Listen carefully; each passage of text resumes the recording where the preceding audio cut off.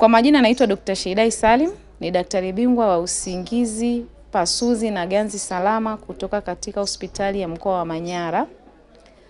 Leo ni maadhimisho ya sikukuu au tunaweza kusema ni siku ya wataalamu wa usingizi na ganzi salama duniani, ambayo inaadhimishwa kila mwaka tarehe 16 mwezi wa 10.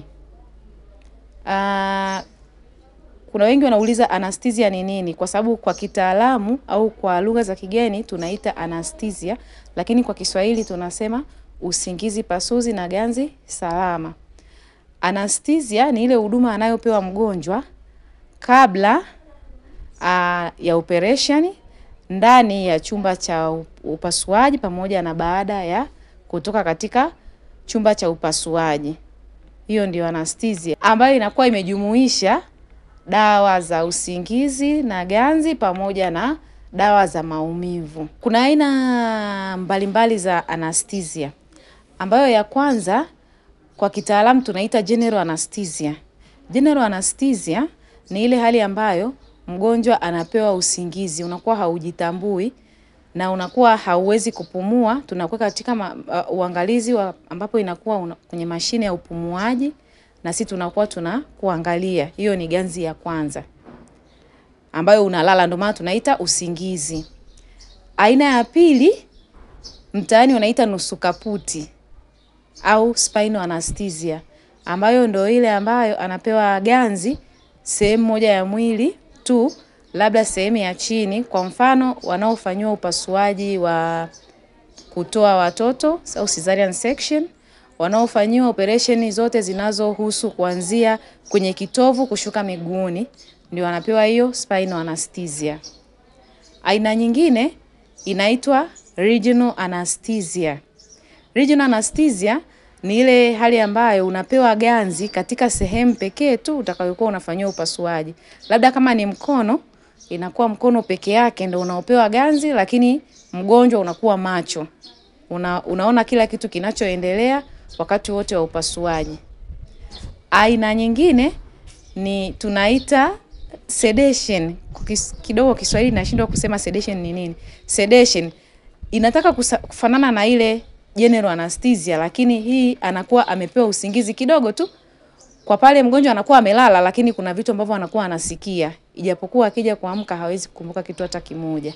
Hapo hiyo tunatoa kwa procedure ndogo ndogo, kwa mfano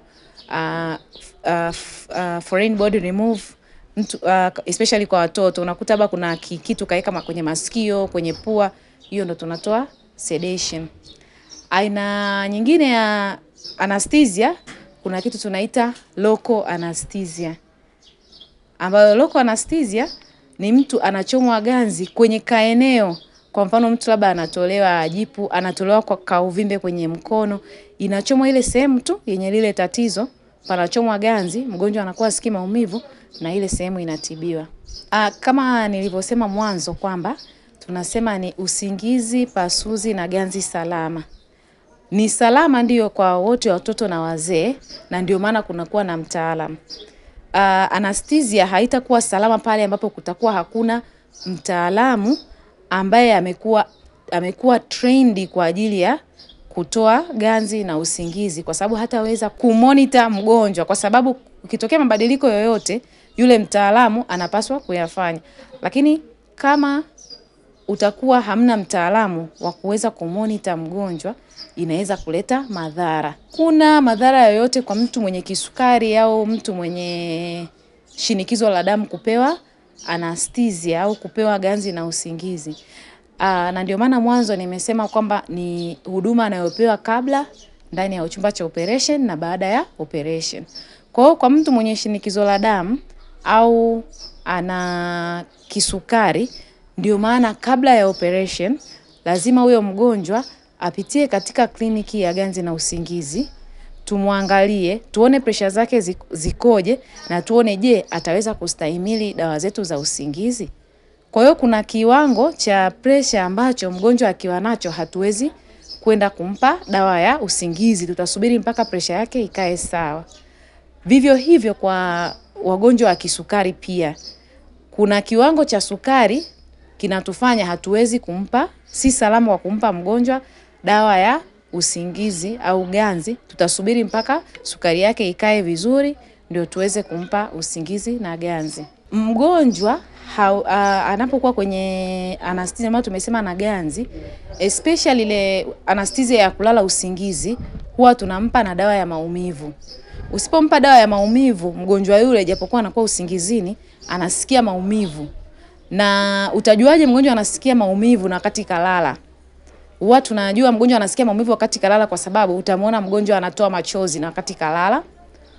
Pia unavyoangalia kwenye monitor yako utaona saa nyingine pressure zinapanda, saa nyingine moyo unaenda haraka haraka, unajua mgonjwa wangu itakuwa anasikia maumivu. Kwa hivyo wakati unapompa dawa ya usingizi ni lazima utoe pia na dawa ya maumivu ili wakati operation inaendelea mgonjwa wako asisikie maumivu. Mwisho kabisa ningependa kuwakaribisha katika hospitali ya mkoa wa Manyara.